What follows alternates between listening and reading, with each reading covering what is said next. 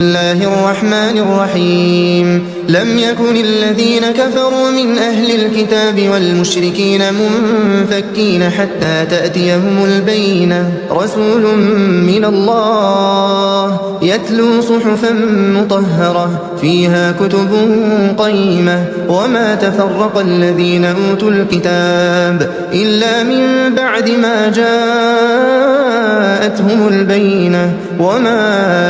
أمروا إلا ليعبدوا الله مخلصين له الدين حنفاء ويقيموا الصلاة ويؤتوا الزكاة وذلك دين القيمة إن الذين كفروا من أهل الكتاب والمشركين في نار جهنم خالدين فيها أولئك هم شر البرية إن الذين آمنوا وعملوا الصالحات أولئك هم خير البرية جزاؤهم عند ربهم جنات عدن تجري من تحتها الأنهار خالدين فيها